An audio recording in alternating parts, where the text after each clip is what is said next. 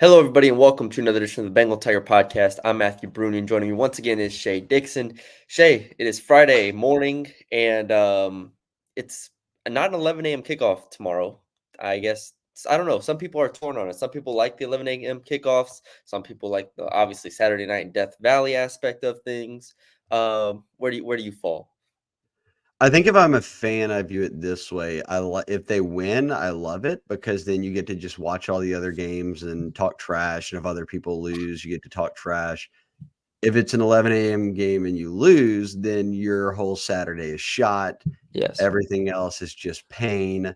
It doesn't matter who wins or loses because you lost. So, um, I'm I'm all for it when they win because then our board and subscribers are happy. But when they don't, it's just a full Saturday of misery. Yes, of Is being that like, fair? who's fired, what changes do we need to make, what changes this that's just everything the rest of the day, which is great. We love it, obviously, the fan engagement. That's what we thrive on, how passionate LSU fans are. But yeah, definitely that would be the preferred outcome is 11 a.m. win the game, move on. But 6 p.m. with these late kickoffs, there's always a lot of tension, there's always a lot of what could go wrong, so on and so forth. And especially in a game like this, LSU versus Auburn, where LSU enters the game as I haven't even looked at the spread in the past like 24 or so hours. Is it still like 10 and a half, 11? I'm Oh, assuming. it was at 11, 11 and a half. Yeah, something in that range. Okay. In a game like this where you're, two possession favorites, there could be some anxiety here. And we'll get into it, but there might be some reasons to have a little bit of angst here against an Auburn team that is 0-2 in conference, 3-2 overall, barely beat Cal.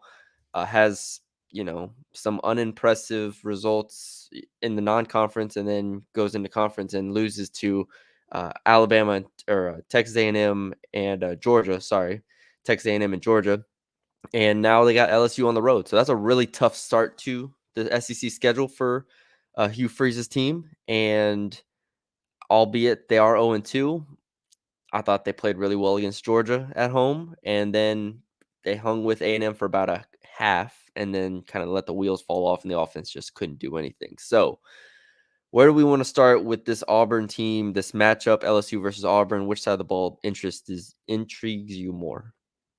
Let's start with Auburn's offense versus LSU's defense. I think that is an intriguing thing because, and you did it as you do each week, you did all your breakdowns. I think one thing from just face value, like your macro view of it, is LSU has the worst pass defense. Well, no, it's not true. They have the 13th of the 14th out of SEC teams pass defense. They actually have the 14th, the worst rush defense in the SEC. Auburn has the worst pass offense, but a top three rush offense. So is it as simple as saying, oh, well, Hugh Freeze is just going to run the ball and try to play a possession game where you're grinding it out, time's coming off the clock, and LSU's offense spends less time on the field? Like, that seems the most easy way to explain it when you look at the stats. Is that what you came across when you dug into the film? Yeah, essentially through 2 games, they've run the ball, I think 65, 66% of the time in their 2 SEC games. Peyton Thorne has 140 yards passing in those 2 games. Like, they are they're dropping back to pass. I think it's like 20 attempts in those 2 games each. So they have those attempts, but a lot of them are short stuff. A lot of them are, Brian Battie on the outside, the tight end, Fairweather as well. So it's like they're not trying to be dynamic. They're just trying to keep you honest enough to run the ball. And Hugh Freeze obviously has had some good passing offenses at Liberty and, back in the day and whatnot, but he is an offensive minded coach that can handle and do, create a solid offense with the weapons that he has on this team. And that is Jarquez Hunter at running back. That's a solid enough offensive line, and that's 2 quarterbacks that can run the ball. And because of that, he has built a run game that is honestly really impressive because of the lack of ability to throw. Like, their versatility, the way that they're blocking on the edge, the way that they balance Hunter and Battie, I just think it's a really, really tough run game to stop. I mean, we saw Georgia have a hard time stopping it. Texas A&M did a better job stopping the run than Georgia did. But still, even in that game, I thought Jarquez Hunter was really good. So that is a massive area of concern here. And my one, rebuttal, maybe plays devil's advocate is, well, LSU shut down Mississippi State in that game they played. I look at this as a very different offense, a much better offense, a much sharper rushing attack that Auburn has that LSU is going to have to be prepared for. Okay, so Auburn's gonna have to run the ball. Eventually, they're going to have to throw it. Here's my thing. Are LSU's defensive backs having a very rough year? Yes. Is LSU ranked dead last in the SEC in pass defense? Yes. But I'm looking at an Auburn team that already flip-flopped quarterbacks and that no receiver on the team has gone over 200 yards on the year yet. LSU's receivers, top two, do that a game almost. Yeah. So am I led to believe, even as bad as LSU's pass defense has been, is Auburn's passing offense worse? Hmm. It's a good way of putting it. Yeah, I would say so. Now, Brian Kelly yesterday at the press conference answered it in a way that, coaches do when they try to, be positive about the other team in a way that fans would understand, where he's like, Peyton Thorne's for his career has passed for like 6,000 yards. And that's true. Michigan State, he did. But I think there's, you know, a reason why he went to Auburn out of the portal. Like there's a reason why he wasn't able to kind of take that next step with Keon Coleman last year at Michigan State as his at receiver. Like he had weapons at Michigan State, was fine, but now he goes to Auburn where they do not have weapons. That's the thing. I think this offense is more of an indictment on the receivers that they have than it is the quarterback play. And I don't think Thorne's great, but the receiver play here is just very, very limited across the board. They took a lot of transfers, and it's hit or miss very much. And some of them are fine, but they have not been able to scheme them open. They haven't been able to make big plays. If But at the same time, like you said, and I don't know what you think on this, but like, does it feel like LSU is gonna give up a play or two? That it's gonna be like, all right, there's a 30-yard pass, there's a 40-yard pass, just out of a bust or out of a one-on-one situation where they throw it up. Do you feel, is that a concern? Yeah, that'll happen. But I think that's going to happen and you know it. And maybe it's okay in the sense of it all for me falls back. Woes defensively are cured by LSU's offense is just going to score points on almost every possession they have. And even if they punt it twice a game, they lead the nation, or that they did last week. I don't know what this week's stats are, but in getting to the red zone, certainly lead the SEC in it. Jaden Daniels is the highest graded quarterback in the country right now in 20 plus yard throws. So like Daniels is healthy. Obviously, he was sore to start the week, but you'll have that running element with him. Diggs has been excellent as a guy who can go for 100 every week on the ground. We know what Neighbors and Thomas can do. So like even if you give up some play, like if you give up two busted plays in the passing game that go for touchdowns, I'm at the end of the day not worried about that. My worry in this one would be much less on what Auburn's doing offensively, and if somehow for the first time this year LSU's offense is the one that sputters and keeps Auburn in the game. Yeah. We'll flip it in a second and get into that. I will say the last thing on this Auburn offense, and I think some people have made this point, is Auburn with their running game and how they kind of operate moving the ball down the field. They will get in the red zone a good amount. They're not the most efficient team in the red zone. They have 12 touchdowns on 19 attempts, 3 field goals, so 15 out of 19 scores. They're probably going to be aggressive on fourth downs. Anything fourth and short, I'm going to assume that they're going to go for it. This comes down to, like I said before, I think I've said this the past 3 games, the defensive line for LSU. Now, we saw the defensive line take a step forward last week against Missouri, especially in the second half. Can they replicate that? Can Mason Smith, Mekhi Wingo, if they sub in Jordan Jefferson and Jacoby Guillory, like those guys, slow down the run? And then I do think the linebackers actually have a really tough task here of not only filling the gaps, getting off blocks, but I mean, they use their tight ends a good amount. Auburn does. So that's another thing you have to worry about. So you have that aspect of it. You have okay, Omar Spates is back. Is he going to start? How are they going to rotate him in? There are ample questions I have here about the defense, but I do feel better after last week of watching the defensive line at least show some flashes of what we thought that they could be. I'll give it. This is a perfect way to end this segment on Auburn's offense versus LSU's defense. Auburn's offense, as total offense yards, 13th in the SEC out of 14 teams. LSU's defense total out of yards, 14th out of 14. So the worst offense maybe in the SEC versus statistically the worst defense so far. I think what happens on that side of the ball will go a long way in determining the game, because if Auburn can't get anything going on the worst defense in the SEC, LSU's offense is going to run them off the field. It will. Yeah. They'll cover that spread easily. And Auburn's, well, not to flip the thing. I mean, it's kind of both, but Auburn's defense has created a lot of turnovers that has given them either touchdowns or field position, stuff like that. That is something that I think God, I get those two Georgia and A&M games confused in my head. But in those games, there were turnovers that gave them advantageous field position. Like, they're not just driving on people. They did score 20 points against Georgia, but the interception from Jalen Simpson, so on. So that's going to be an interesting thing there against an LSU team that doesn't really turn the ball over. So we'll get to that in a second. Well, did you see that the Auburn game is announced as a sellout, Matty B? I did see that. That's right. It's going to be packed. A lot of recruits in town. 6:00 kickoff at night.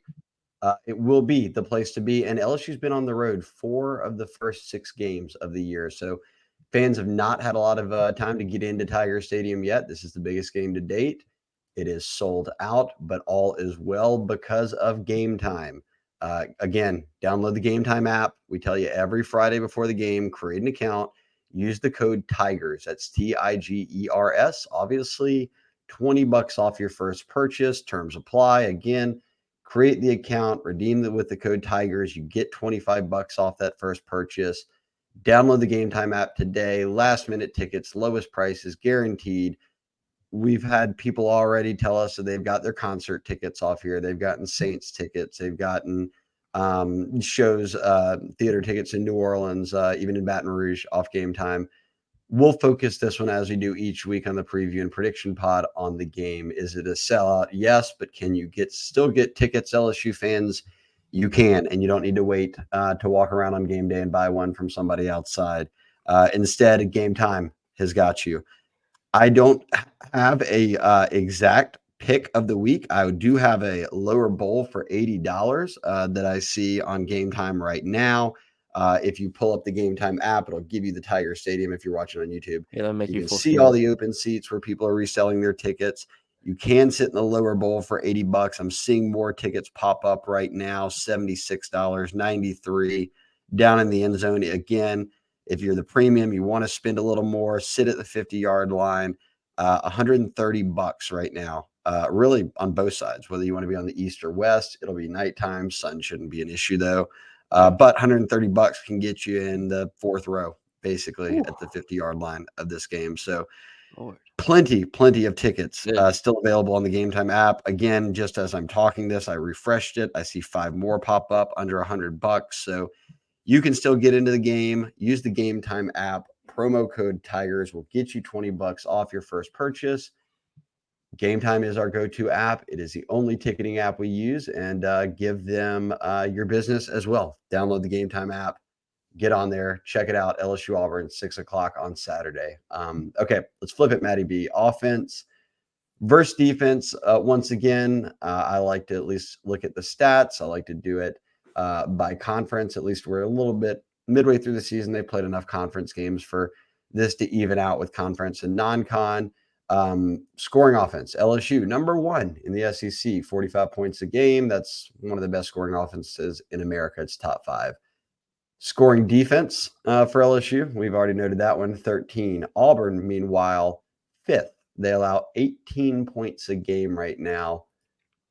Your immediate takeaway when you hear, man, 18 points, that's not much. And if we go on Auburn's football schedule right now, we obviously know that they're coming off of a bye week, but they did play Georgia, as you mentioned. That game was tight.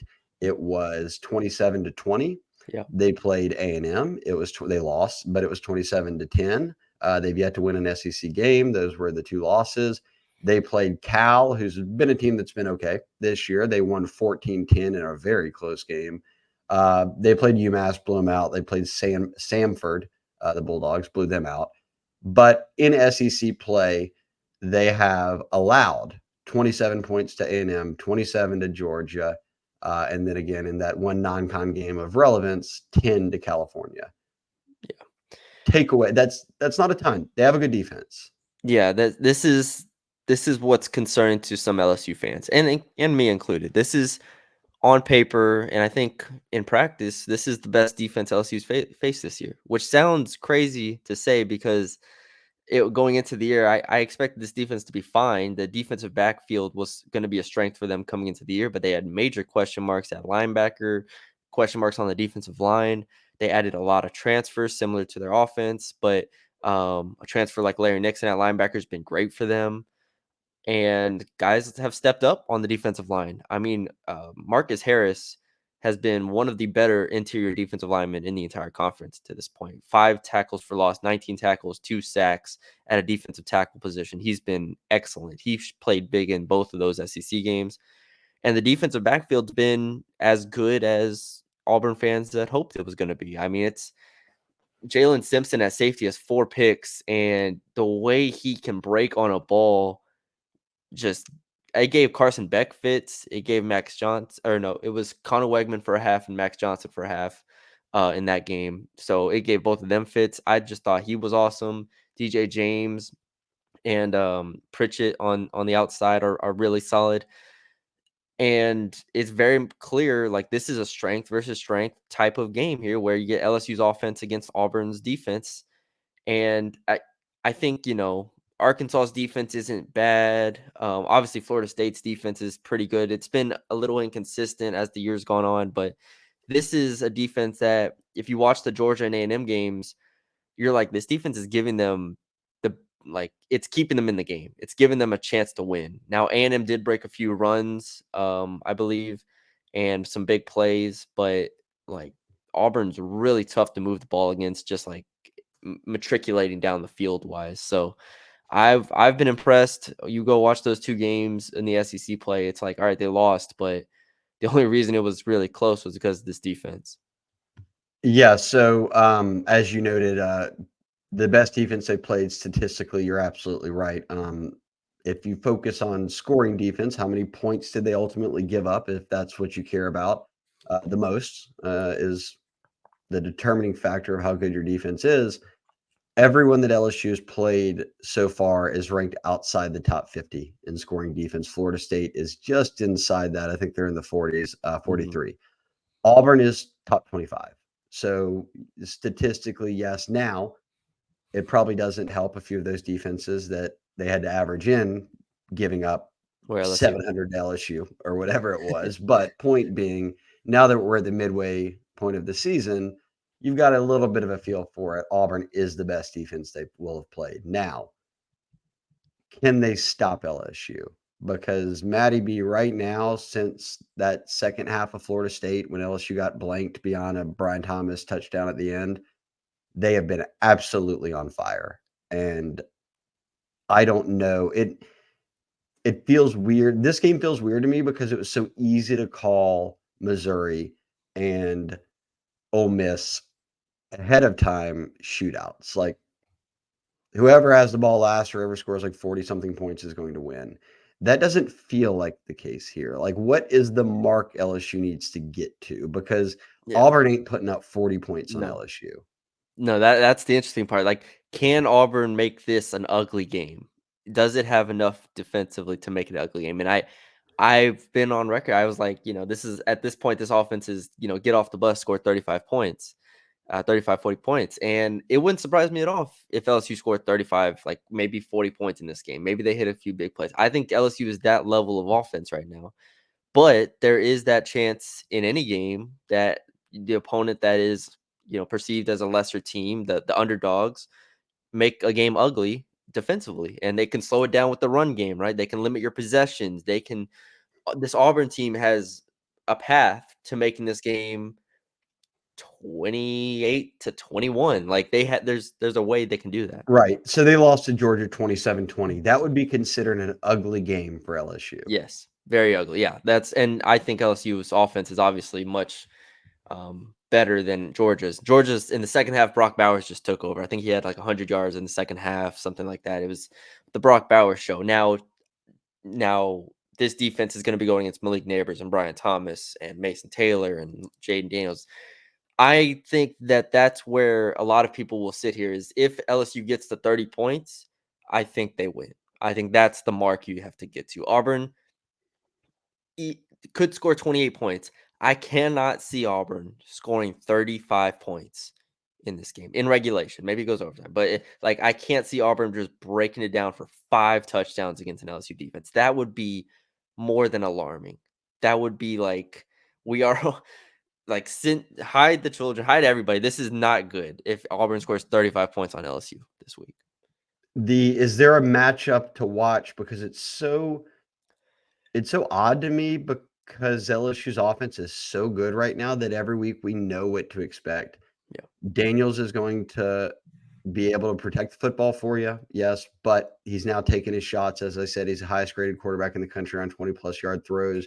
They are explosive now. Brian Thomas has gotten his every week. He leads the NCAA in touchdown catches. Malik Neighbors, the same. He's number 2 behind Luther Burden in receiving yards. We saw Luther Burden a week ago, obviously in that Missouri game. Neighbors, Thomas, I think even over Washington's receivers are the best 1-2 punch in America right now. Diggs at running back is averaging 90-something yards a game, number 2 or 3 in the SEC. So he can run the ball for 100 every week. And then Daniels will run the ball for 50, 60, 70 yards, 100, whatever he needs or is called for, he'll do. It's tough. And then Mason Taylor obviously gets involved a good bit. 3, 4, 5 catches a game. He'll get you 50 yards. It's like I know exactly what to expect from LSU's offense. So how do you pick out a matchup you're watching?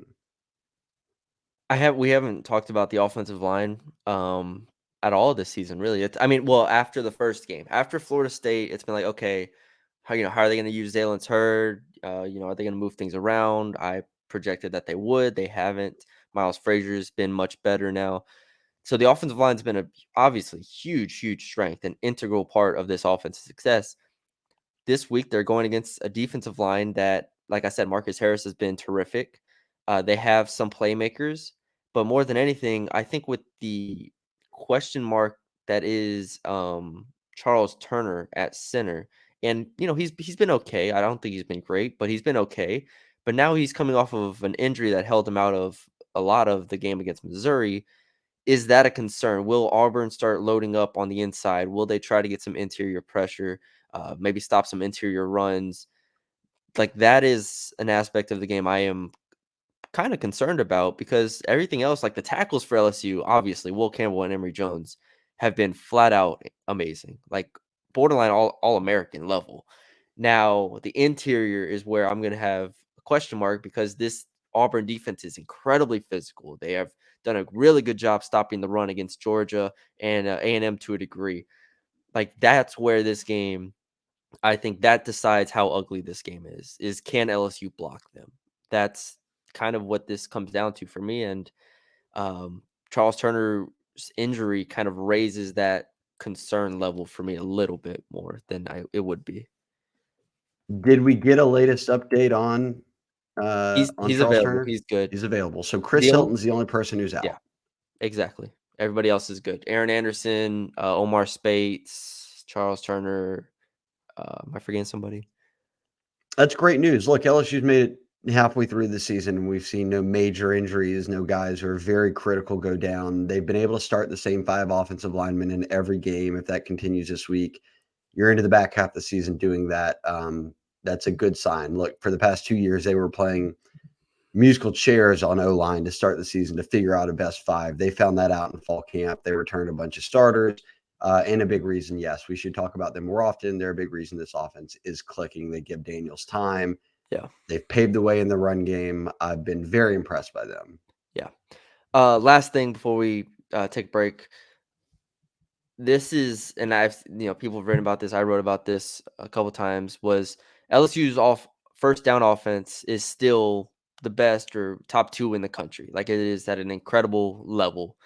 Auburn's defense is actually really, really good on first downs. And so that's going to be something that usually we don't, fans and, media and people don't really pay attention to first down versus first downs. It's third downs. That's what the keys to the game are is, converting on third downs, all that stuff. If LSU can't get ahead of the chains like it usually does on first downs, that sets up a really interesting premise of, okay, Jaden Daniels, it's now 2nd and 11 or 2nd and 10, and now it's 3rd and 8 instead of they're getting to their 3rd and 4s, 3rd and 3s that they love. Like it changes the complexity of what you can call if you're not getting those first down yards. And Auburn against Georgia, I thought especially really, really did a great job on first downs. And they are, I think, on EPA, CFB graphs has them top. I mean, they were top 5 going into last week's game, or no, going into last week they had a bye, but I don't know how it changed up. But after week 5, they were 4th in the country on early down defense. And that's going to be a really interesting little battle that I think I'm gonna have to pay attention a little closer to first downs than I have in the past. We've talked about that on the pod before, that a lot of analysts say these days that first down is way more important than third down to determining the ultimate outcome of a game, and LSU's been so efficient on first downs. Daniel still averaging more than 10 yards per reception or per pass that's completed this year. So you're getting a first down every time you throw it on average. Has just been something remarkable to watch. So we've got good on good and bad on bad, it sounds like, in these two sides of the matchup of Oversty and Oversty. Be an interesting game to see which way it gives. But I will say this. Let's jump into our other ad read. We told you about them earlier this week, but I did want to repeat it because the deal got better. HelloFresh is, listen, number one meal prep, America's meal kit. You know about it. With HelloFresh, it's farm fresh, it's pre-portioned ingredients, seasonal recipes. They bring it right to your doorstep. My UPS drops it off every Friday. Put my order in the week prior. It shows up in the box with all of the ice packs in it. Everything's the meats are still frozen. I'm good to go. And it's brought right to my door. I don't have to go to the grocery store and worry about it. You guys know I'm a massive, massive HelloFresh supporter. Closing in on, if not passed up, 200 meals across my time with HelloFresh. So I am about as knee deep as you can get. But so many of y'all have crazy schedules. You can make it easy, fall back into your dinner time recipe. Don't fall back into that dinner time recipe rut. Keep mealtime exciting with over 40 recipes each week to choose from. So you'll get on the site. It'll give you all the meals you want, whether it's you're a vegetarian or, gluten allergy. It doesn't matter. They've got options for everyone. They change every week. You can put in your order. That next week it comes, and the produce travels from the farm to your door for peak ripeness.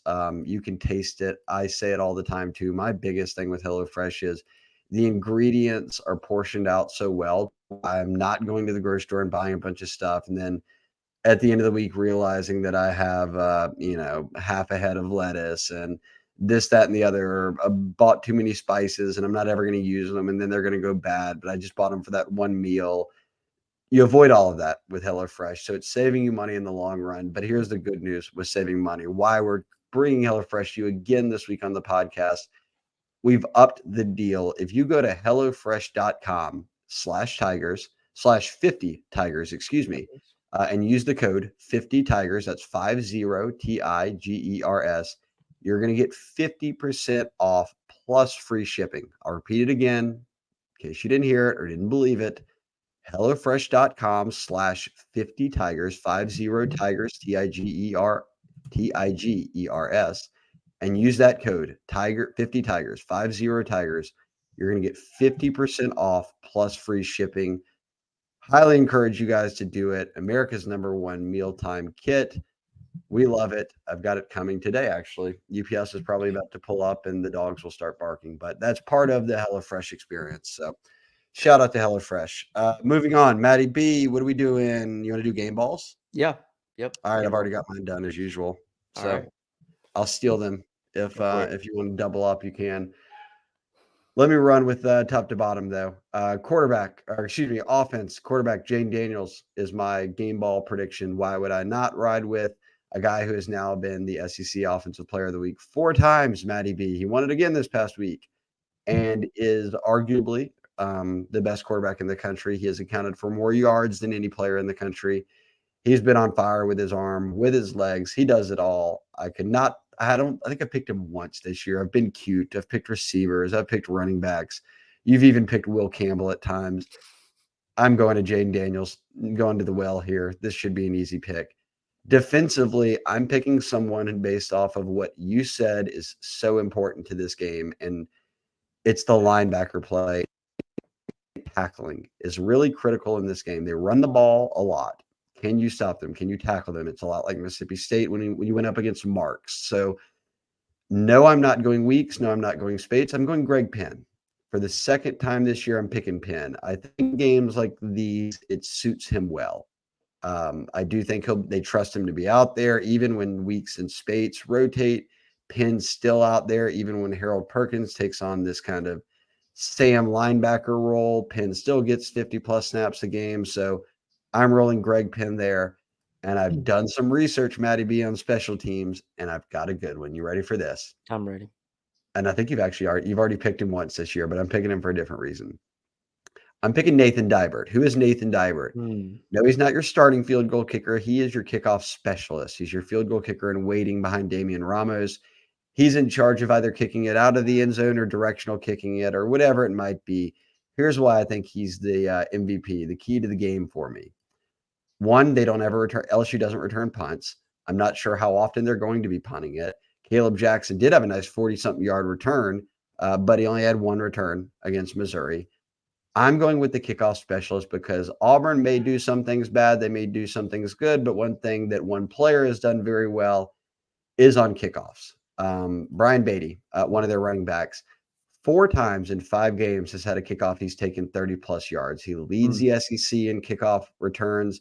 Again, that stat, they've played 5 games, 4 of those times in games where almost every team can choose to kick it out of the end zone.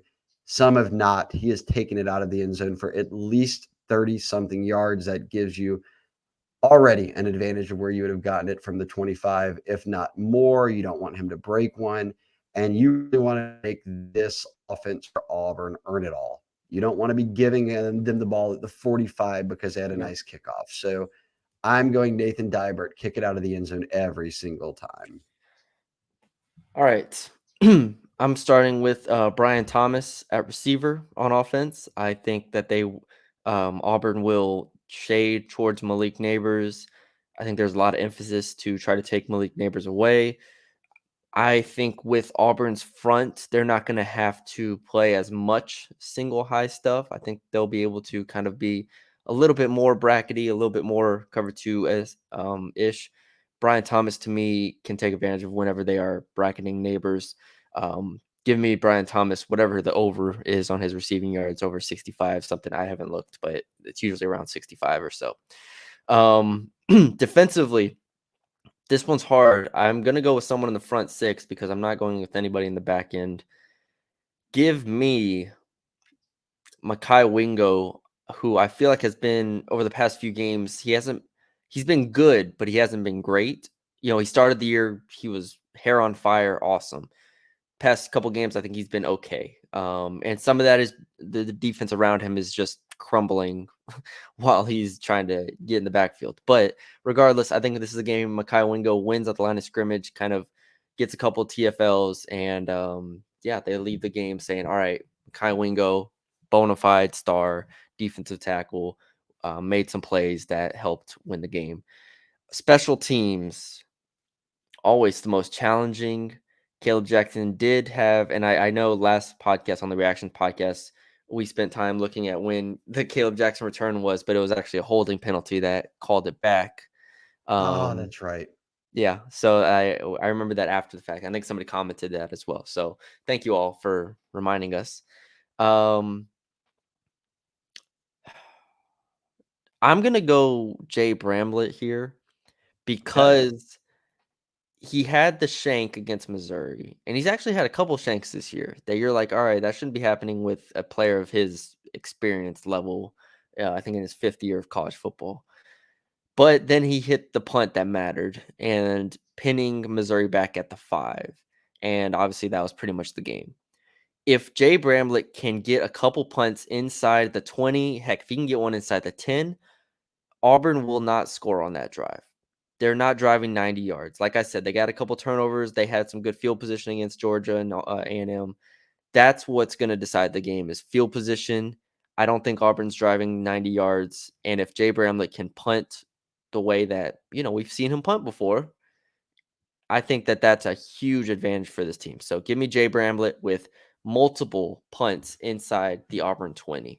And that, that is assuming that this team punts, this offense punts. But I think if he gets on the field 3 times, that's a pretty realistic number there. So make them count, Jay. All right, score prediction time. You got yours, I've got mine. This game is obviously always a tricky one. It is expect the unexpected with LSU Auburn in this series. Obviously, it'll be the final matchup before you go divisionless next year, and then we figure out the new schedule of opponents, and they'll play every other year, whatever it'll be. But this has obviously created some of the most storylines in LSU football history, LSU Auburn. So expect the unexpected. Who knows this weekend? I will say my goal, strike while the iron's hot on Auburn right now. Hugh Freeze year 1. They're not good on offense. They can really just run the football. It's been a big struggle. I do think LSU hits 30. That was your mark. I'm going 37-24. That's a 13-point win. That's a cover. But as you guys know, I often make my predictions based around the gambling lines. That is a total of 61, which is what the total sits at right now, which would be a push.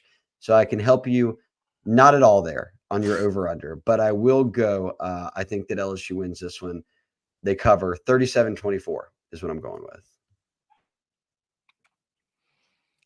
I'm between figuring out how much LSU is going to score is the hard part here for me. Like, I think Auburn is going to get theirs to a degree. Like, Auburn's going to get to 20 to 20, 17 to 24 range. I feel like that's where Auburn is going to get. LSU has a really wide range of outcomes here offensively. I could see anything between 28 and 45. Put me at Auburn 23, LSU 31. I think Auburn's able to make it a game for the first half and make it a little ugly. So 31-23. I think the red zone, Auburn's inability to punish LSU in the red zone might come back to hurt them a little bit, not being able to pass the ball in the red zone. So that's a lot of field goals for Auburn. Or maybe it's a missed extra point. I don't know. But 31-23 LSU. There's my prediction. I've got LSU covering. You've got Auburn covering. Yeah. Last time I had LSU blowing out Missouri, so or no, I had them beating Ole Miss. Yeah, I've been off the last 2 games. I had them beating Ole Miss, and then I think I had them beating Missouri by 14, something like that. So yeah, I think it was 14. So been off the last 2 games after having a good start to the year. We'll get back now. I think this will be Final an lines will interesting be out game. later today. Oh, and Final lines heads will up, be out later. LSU's covered in all 6 games this year. You think Yeah. that's going to keep going? Then go for it. No. They haven't covered. They've hit the over in all 6 games. I'm sorry, that's what I meant to say. They have hit the over in every game this year. They're 3-3 on the year on covering again versus spread, but they're 6-0 on the over. If you think that continues, take that over 61. Man, over 61. That's a lot. I'm just I'm concerned Auburn's going to be running the ball and chewing some clock up here. So that's my only concern there. But yeah, final lines will be out later today, so check that out. Predictions on the site will be out with Billy, me, and Shea. And obviously all the content you could ever wish for on the Bengal Tiger On3. Recruiting wise, Bryce Underwood weekend. Gotta get on the site if you're not already. Become a subscriber. Get all the latest on Bryce Underwood's visit. Everything about the game, the trends of the recruiting trail, women's basketball, men's basketball as well. Throw that in there, and you got a lot of bang for your buck. So, anything else, Shay, before we wrap it up? BengalTiger.com, $1 for a month. This is the time to get on. So $1. Go ahead. If you like the podcast, you'll love the site. $1. Oh yeah. So yeah, thank you all for joining us. We'll be back after the game to recap the outcome, see how it goes. If LSU wins, LSU loses. And yeah, thank you all for joining us. Leave us a 5-star rating or review wherever you're listening. Leave us a like, comment, share, subscribe on YouTube. Thank you all for subscribing if you haven't already. And yeah, we'll talk to y'all later.